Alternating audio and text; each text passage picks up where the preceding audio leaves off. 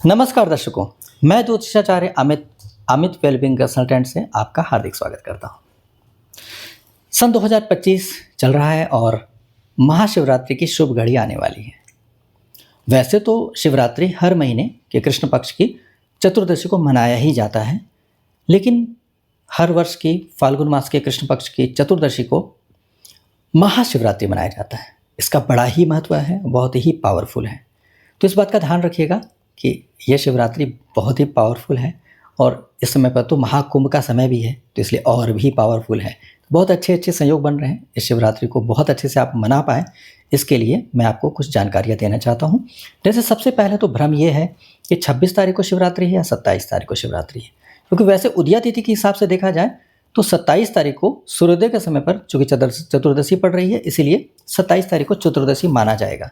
लेकिन ध्यान रहे, महाशिवरात्रि है, दिन की बात नहीं है, दिन का त्यौहार नहीं है, रात्रि का। और खासतौर पे ग्रहों के संयोग और खासतौर पे कॉस्मिक एनर्जी से रिलेटेड है। बहुत पावरफुल समय है, तो एनर्जी का समय। तो ये रात्रि को, मध्य रात्रि को जब चतुर्दशी पड़ेगी तब मनाने का नियम है। तो इसलिए 26 तारीख को 11:08 प्रातः चतुर्दशी लग जा रही है और उसके बाद चतुर्दशी चलेगी। चलते चलते चलते शाम को भी चतुर्दशी, मध्य रात्रि को भी चतुर्दशी, भोर तक चतुर्दशी और सुबह सुबह 8:54 तक, 27 तारीख को सुबह 8:54 तक चतुर्दशी रहेगी। तो मध्य रात्रि को हमें चतुर्दशी मिल गई।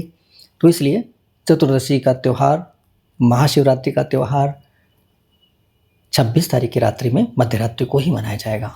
और 26 तारीख के शाम को भी चूँकि हमें चतुर्दशी मिल ही रही है, तो इसलिए चारों पहर की पूजा और सुबह तक भी मिल रही है, तो चारों पहर की पूजा के समय भी चतुर्दशी लगी रहेगी। तो ये बहुत ही अच्छी बात है, कम से कम चारों पहर को चतुर्दशी हमें मिल रही है। तो आइए देखते हैं समय क्या है, मुहूर्त क्या है। तो मुहूर्त है शाम को 6:19 से लेकर के 9:26 तक, 7:19 से 9:26 PM ये प्रथम प्रहर की पूजा होगी। मतलब 4 बार पूजा की जाती है शिव जी की। प्रथम प्रहर की पूजा 6:19 PM से लेकर के 9:26 PM तक होगी। उसके बाद दूसरे प्रहर की पूजा स्टार्ट हो जाएगी 9:26 से लेकर के 12:34 तक। 9:26 PM से लेकर के मिडनाइट को 12:34, मतलब AM हो जाएगा। 27 तारीख लग जाएगी अंग्रेजों के हिसाब से, तो 12:34 AM तक यहाँ पर दूसरे प्रहर की पूजा पूर्ण हो जाएगी। उसके बाद तीसरे प्रहर की पूजा स्टार्ट हो जाएगी, वो होगी 12:34 से लेकर के 3:41 तक। तो 12:34 से 3:41 AM के बीच में ये तीसरे प्रहर की पूजा होगी। उसके बाद 3:41 AM से लेकर के 6:48 AM तक इस समय पर चौथे प्रहर की पूजा होगी। तब तक तो सुबह ही हो जाती है। और उसके बाद 6:48 PM से लेकर के 6:48 AM से लेकर के 8:54 AM तक, इसके बीच में पारण का समय है, क्योंकि 8:54 तो चतुर्दशी पूर्ण हो जाएगी, तो उसके पहले पहले ही आपका पारण करना है। तो इस तरह से आपका त्यौहार मनाने का मुहूर्त बनता है। लेकिन एक विशेष मुहूर्त तो रह ही गया। विशेष मुहूर्त है निश्चित काल का।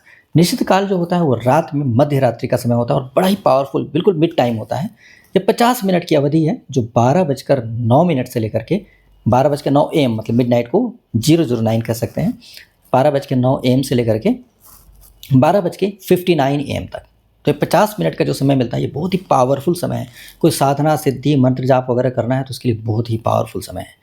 तो इस तरह से आपको मुहूर्त पता लग गया, आप समय का सदुपयोग बहुत अच्छे से करके पूजन कर सकते हैं और ज़्यादा से ज़्यादा लाभ ले सकते हैं। उम्मीद करते हैं आप सभी बहुत अच्छी तरीके से पूजा कर पाएंगे और ज़्यादा से ज़्यादा लाभ ले पाएंगे। अब आइए पूजा के बारे में बताते हैं कि पूजा करा कैसे जाए, और गृहस्थ लोगों के लिए कुछ नियम है अगर, तो उसके बारे में जानकारी ले लेते हैं। सबसे पहले ये जानते हैं कि गृहस्थ लोग किस तरह से शिवलिंग की पूजा कर सकते हैं।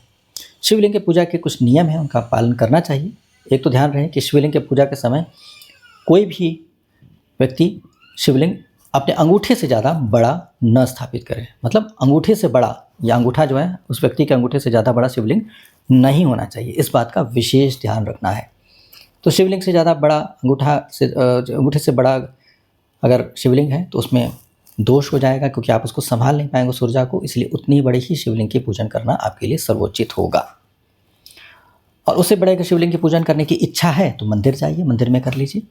दूसरी बात है कि शिवलिंग को रखें किस चीज़ में। लोग नॉर्मली स्टील की थाली लाते हैं, उसमें रख लेते हैं कि सफाई करने में भी आसानी होगी। स्टील की थाली सुंदर भी लगती है, चमकती हुई आ जाती है वो रख लेते हैं, लेकिन बिल्कुल नहीं रखनी चाहिए।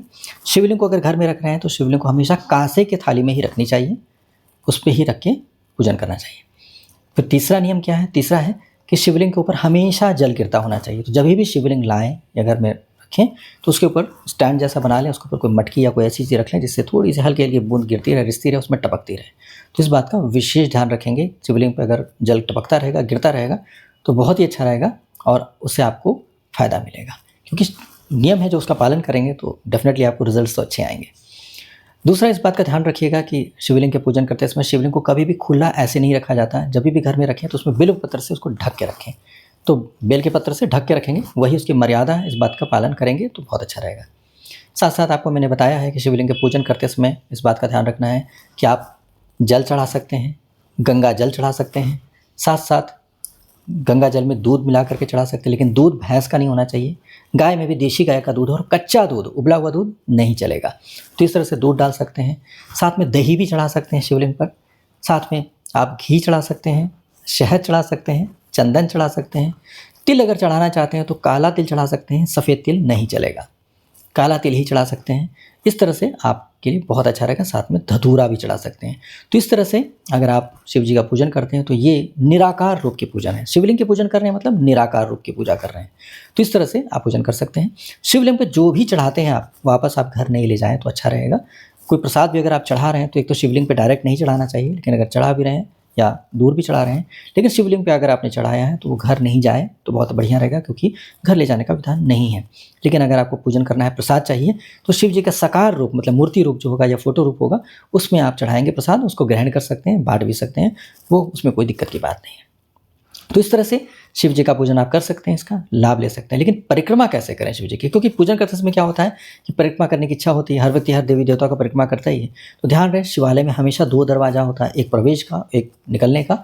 तो उसमें प्रवेश करते हैं और पूजन करते हैं, और जब निकलते हैं तो आधी परिक्रमा हो जाती है और शिव जी की आधी ही परिक्रमा होती है, पूरी परिक्रमा नहीं होती है। तो इसीलिए किसी तरह का वहम मत कीजिएगा। खड़े होकर के भी गोल गोल घूम करके अगर आप परिक्रमा करें तो आप एक तरह से कहा जाए कि नियम का पालन नहीं कर रहे हैं, अवहेलना कर रहे हैं, तो दोष आता है। जब कहा दिया गया आपको आधी परिक्रमा करने के लिए तो क्यों आपको ज़बरदस्ती करना है? उससे फ़ायदा हो जाएगा, ऐसा नहीं है। तो इसलिए आज्ञा का पालन कीजिएगा, आधी ही परिक्रमा करेंगे तो बेस्ट रहेगा। साथ साथ क्या है कि अगर आपको जाप करने की इच्छा है तो आप जाप करने के लिए ऐसा कर सकते हैं कि आप जो कुछ चढ़ाना है वो चढ़ा दिए शिवलिंग पर, उसके बाद आप बैठ करके जाप करिए। माला रुद्राक्ष की ही होनी चाहिए, गलती से भी तुलसी जी की नहीं होनी चाहिए, रुद्राक्ष की ही माला हो तो बेस्ट रहेगा। रुद्राक्ष की माला लेकर के ओम नमः शिवाय का जाप कर सकते हैं। और जाप करते समय इस बात का ध्यान रखिएगा, इस फिंगर का और इस फिंगर का प्रयोग मत कीजिएगा, ऐसे करके ही जाप कीजिएगा तो बेस्ट रहेगा। और गोमुख हो, गोमुख में अगर रख के करेंगे तो और भी बढ़िया रहेगा। तो इस तरह से आप जाप कर सकते हैं। साथ साथ इस बात का भी ध्यान रखिएगा, जाप करने के बाद मत्था टेकर उनसे आशीर्वाद जरूर लीजिएगा, उनको ही समर्पित कीजिएगा।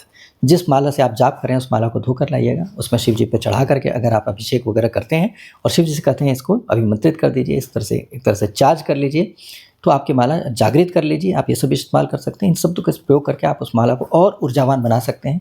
महाशिवरात्रि के दिन अगर आप ऐसा करते हैं तो माला आपकी ऊर्जावान जागृत हो जाती है, जिससे जाप का फल बहुत जल्दी मिलता है। साथ साथ क्या है कि उस जब ऊर्जावान हो जाती है उसके बाद फिर आप उसको लेकर जाप करते हैं, पुनः स्पर्श करा करके उनको भेंट दे करके वो जो आपने जाप किया उनको भेंट कर दीजिए शिव जी को कि आपको समर्पित करता हूँ ये जाप, इस तरह से करके और आशीर्वाद लेकर के आप वापस अपने जो निर्गम वाला जो निकलने वाला रास्ता से निकल करके चले आते हैं तो बहुत अच्छा रहेगा।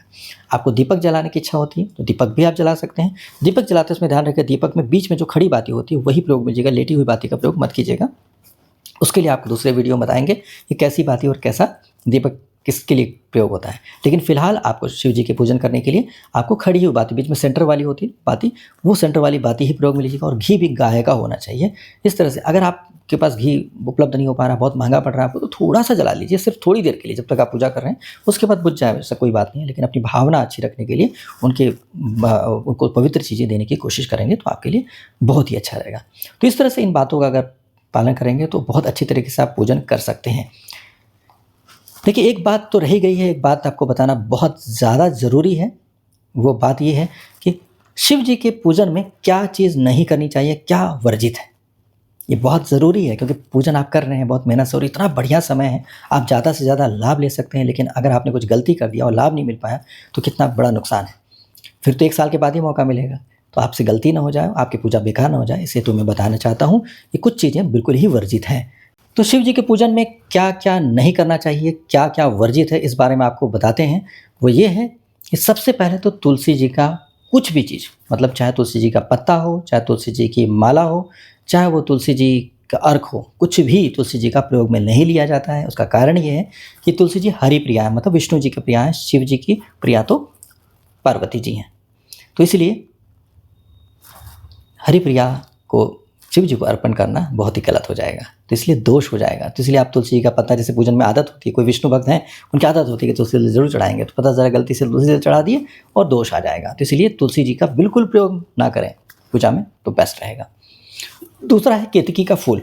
केतकी का फूल पूजा में बिल्कुल वर्जित है, जिसको केवड़े का फूल भी कहते हैं। तो इसका फूल बिल्कुल शिव जी बिल्कुल लाइक नहीं करते हैं, क्योंकि वो केतकी ने झूठ बोला था जब स्तंभ था, जिसके बारे में आपको बताया मैंने, इसको पता लगाना था, और ब्रह्मा जी और विष्णु जी को चोर चोर का पता है, उसमें उन्होंने झूठ बोला था कि हाँ इन्होंने देख लिया करके, तो उन्होंने गलत किया था। इसकी वजह से शिव जी बहुत नाराज़ हुए थे, तो बिल्कुल पसंद नहीं करते हैं। अब शिव जी को पसंद नहीं है वो चीज़ करेंगे तो क्या फ़ायदा, आपको क्या ज़रूरत है केतकी का फूल ही चढ़ाने का, और भी तो फूल है ना, वो चढ़ा दीजिए। साथ साथ इसके बाद शंख भी नहीं चढ़ाते हैं, न शंख चढ़ाते हैं, न शंख का जल डालते हैं, न शंख बजाते हैं। शंख का कुछ भी प्रयोग नहीं करना है, क्योंकि उन्होंने शंखचूड़ का वध किया था, इसीलिए एक शंख जो है शंखचूड़ का वध किया था, इसलिए एक तरह शत्रुता वाली बात हो जाती है और बिल्कुल पसंद नहीं है, क्योंकि उन्होंने संहार किया था। वही चीज़ आप उनके सामने प्रस्तुत कर रहे हैं, तो फिर उनको क्रोध आ सकता है और उनको अप्रिय है। तो इसीलिए आप इस बात का ध्यान रखिएगा कि शंख बिल्कुल प्रयोग में मत लीजिएगा। साथ साथ ध्यान रखिएगा, तिल चढ़ाने का मन कर रहा है तो सफ़ेद तिल तो मत चढ़ा दीजिएगा गलती से, ये भी बिल्कुल नहीं चलेगा। और भी एक बात का ध्यान रखिएगा कि जब आप जल चढ़ाते हैं तो जल चढ़ाते समय इस बात का ध्यान रखिएगा कि बेल पत्र जरूर चढ़ाइएगा, साथ में बेल का पत्ता जरूर चढ़ाइएगा, और जब चढ़ा लेते हैं उसके बाद ढक जरूर दीजिएगा बेल पत्र से, मतलब टॉप पे शिवलिंग के ऊपर खाली नहीं छोड़ना चाहिए, उसको ढक देना चाहिए। और जल हमेशा उनके ऊपर चलता रहे, मतलब मटकी से गिरता रहे, मटकी या कोई भी पात्र से जा रहा हो वो हमेशा निरंतर गिरना चाहिए। शिवलिंग सूखा नहीं रहना चाहिए, ड्राई नहीं होना चाहिए। तो इस बात का नियम का पालन करेंगे तो बहुत ही अच्छा रहेगा। जैसे आप गए हैं मंदिर, सब कुछ तो पूजन कर लिया, लेकिन मटकी से पानी नहीं गिर रहा था।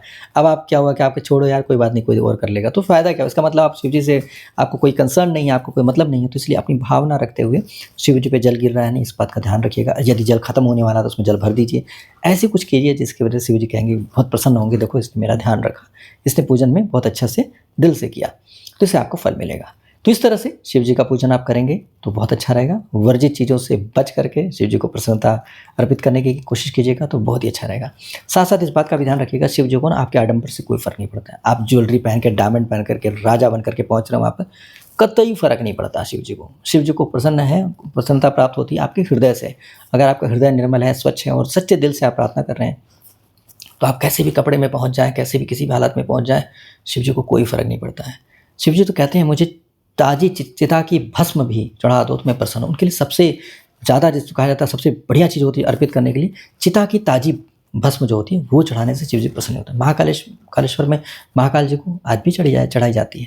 तो इस तरह से ये सबसे पावरफुल चीज़ बोलते हैं। अब कहने का मतलब क्या है कि जो व्यक्ति इतना ज़्यादा त्याग कर सके और इतने लगन के साथ कर सके, तो उसके लिए शिव जी बिल्कुल तैयार हैं उसकी मदद करने के लिए, उसको पाप मुक्त करने के लिए, दोष मुक्त करने के लिए। तो इसलिए अपने ध्यान रखिएगा, इसमें कोई आडंबर करने की आवश्यकता नहीं है। मैंने विधि बताया है क्योंकि आपकी इच्छा होती है, तो आपको जो पसंद है वो कर लीजिएगा। लेकिन अगर आप कुछ विधि नहीं जानते, आप सिर्फ जा करके बैठ जाइए और जाप करना शुरू कर दिया, आँख बंद करके, दुनिया जो कर रही करने दीजिए और आप वापस आ जाइए, आपको बहुत अच्छे रिजल्ट्स आएंगे। कुछ भी फ़र्क नहीं पड़ता, शिव जी को कोई खास फ़र्क नहीं पड़ता। लेकिन जब आप उनको शिवलिंग के रूप में स्थापित कर रहे हैं तो मर्यादा का पालन करना पड़ेगा। जब उनको मूर्ति रूप में स्थापित करें तो मर्यादा का पालन करना पड़ेगा। जैसे अंगूठी से छोटा ही रखिए घर के अंदर, इस बात का पालन करना पड़ेगा आपको। हाँ, शिवलिंग ध्यान रखिएगा, प्लास्टिक के कोई गंदे मटेरियल के बने हुए टेढ़े मेढ़े उल्टे फुल्टे ऐसे नहीं चलेंगे। कोशिश कीजिए कि अगर आप शिवलिंग जो है पत्थर के मिल जाए तो बहुत अच्छा है। सबसे बेस्ट होता है पारद का शिवलिंग मिल जाए तो बहुत ही बढ़िया रहता है, या फिर ऐसे जो पत्थर के होते हैं तो सबसे अच्छे होते हैं। अगर स्वयंभू होते हैं, मतलब जो अपने आप ही प्राप्त होते हैं, बने हुए होते हैं, उनको रखा जाए तो वो भी अच्छा होता है।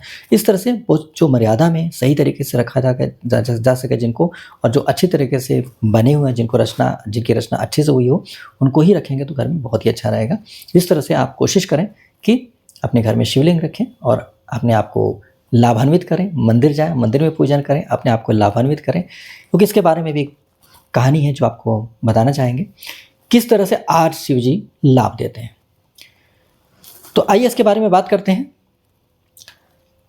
शिव जी का जो त्यौहार है महाशिवरात्रि, इसमें शिव जी का बहुत बड़ा लाभ मिलता है आपको, और किस तरह से मिलता है और क्यों मिलता है इसके बारे में आपको कथा बताते हैं। शिव पुराण के अनुसार जब शिव जी एक ऐसे हैं जो वृहन रूप में विद्यमान है, मतलब साकार रूप में भी और निराकार रूप में। साकार रूप में तो बहुत ही अच्छा सौंदर्य रूप है उनका, और निराकार रूप में लिंग रूप है। तो अब सृष्टि की उत्पत्ति करने के लिए इन्होंने विष्णु जी की रचना किया, विष्णु जी की उत्पत्ति किया, और विष्णु जी के नाभि से कमल में विराजमान ब्रह्मा जी की उत्पत्ति होती है। अब दोनों देवता की उत्पत्ति हो गई तो उसके बाद शिव जी ने ब्रह्मा जी को सृष्टि की रचना करने का कार्य सौंपा, और विष्णु जी को सृष्टि का पालन करने का कार्य सौंप दिया। दोनों का कार्य बड़ा ही महत्वपूर्ण है, एक क्रिएट कर रहे थे और एक संभाल रहे थे। दोनों में हो गया कि भाई मैं श्रेष्ठ हूँ, इस तरह से बहुत ज़बरदस्त तरीके से आपस में मतभेद हो गया। तो इन्होंने फिर देखा कि तो बड़ा गड़बड़ हो रहा है, तो इन्होंने शिव जी ने क्या किया, ब्रह्मा जी के भ्रुकुटी से स्वयं महेश के रूप में उपस्थित हुए। तो इस तरह से त्रिदेव की रचना हो गई। अब चूंकि इनकी लड़ाई चल रही थी, तो ऐसे में लड़ाई में जब ये लड़ते हुए पहुंच गए शिव जी के पास, तो शिव जी ने देखा ये तो बड़ा गड़बड़ हो गया है, इनको बताना पड़ेगा इनकी एक तरह से कैपेसिटी क्या है। तो इन्होंने एक बहुत बड़ा स्तंभ और बहुत ज्योतिर्मय, सूर्य भगवान से भी ज़्यादा प्रकाश में ज्योतिर्मय स्तंभ स्थापित कर दिया, और कहा कि इस स्तंभ का जो भी छोर पता लगा लेगा, और छोर पता लगा मतलब एक भी छोर भी पता लगा लिया तो हम उसको श्रेष्ठ मान लेंगे। दोनों में से जो पहले पता लगा लेगा उसको हम श्रेष्ठ मान लेंगे। तो अब ये बड़ा अच्छा हो गया कि भाई चलो ठीक है, मैं पता लगा लेता हूँ, मैं श्रेष्ठ बन जाता हूँ। दोनों काफ़ी मेहनत किए, ब्रह्मा जी भी विष्णु जी भी, और ये बिल्कुल और छोर का पता ही नहीं लगा पाए, बिल्कुल परेशान हो गए, थक गए, और हार करके इस बात को स्वीकार किए कि जिसने इसकी रचना किया वो कितना महान है। हम जब और छोर ही पता नहीं लगा पा रहे हैं, तो जिसने रचना किया वो तो वाकई महान है, हम कहाँ महान है, महान तो शिव जी हैं। उसके बाद शिव जी के पास गए, दोनों हाथ जोड़ करके विनती किए और उनकी स्तुति की। बहुत अच्छी सामग्री वगैरह से, जो हमेशा के लिए चलने वाली सामग्री होती है, उन सब चीज़ों का प्रयोग करते हुए उनको बहुत अच्छे से पूजन किया, और फिर शिव जी को प्रसन्न किया। कि शिव जी भी नाराज़ हो रहे थे कि भाई लड़ाई क्यों कर रहे हो, आपस में बहस क्यों कर रहे हो। तो शिव जी को प्रसन्न किया क्षमा मांगते हुए।